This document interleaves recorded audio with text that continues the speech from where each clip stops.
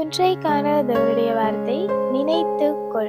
நீதிமொழிகள் 3 அதிகாரம் 6 சொல்லுது, உன் வழிகளில் எல்லாம் அவரை நினைத்துக் கொள், அப்பொழுது அவர் உன் பாதைகளை செவ்வாய்ப்படுத்துவார்.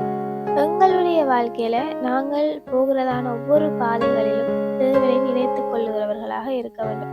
அதாவது எங்களுடைய வாழ்க்கையில இந்த பக்கமா அந்த பக்கமா என்று ஒரு முடிவு தெரியாத நிலைமைகளிலோ அல்லது ஒரு பாதையை நாங்கள் தெரிவு செய்து பயணிக்கும் போது அந்த பாதை முழுவதிலுமோ நாங்கள் தேவனை நினைத்து கொள்ளுகிறவர்களாக இருக்க வேண்டும்.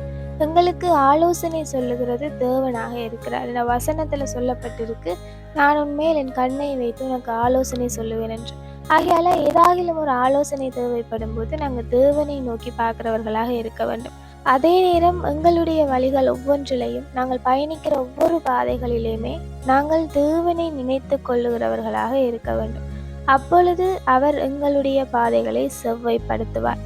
ஏதாகிலும் ஒரு தடைகள் எங்களுடைய பாதைகளில் இருக்குமாக இருந்தால் அந்த நேரத்தில் நாங்கள் தேவனை நினைத்து அவரை நோக்கி பார்க்கும் பொழுது அவர் அந்த தடைகளை உடைத்து போட்டு எங்களுடைய பாதைகளை செவ்வாய்ப்படுத்தி எங்களுக்கு கொடுப்பார். ஆகையால எங்களுடைய வாழ்க்கையில நாங்கள் எல்லா சந்தர்ப்பங்களிலேயுமே தேவனை அண்டி இருக்கிறவர்களாக இருக்க வேண்டும். தேவனை நினைத்து கொள்ளுகிறவர்களாக இருக்க வேண்டும். எந்த ஒரு காரியமாக இருந்தாலும் நாங்கள் மனுஷர்களை நாடி போகாமல் தேவனை நாடி இருக்கிறவர்களாக இருக்க வேண்டும்.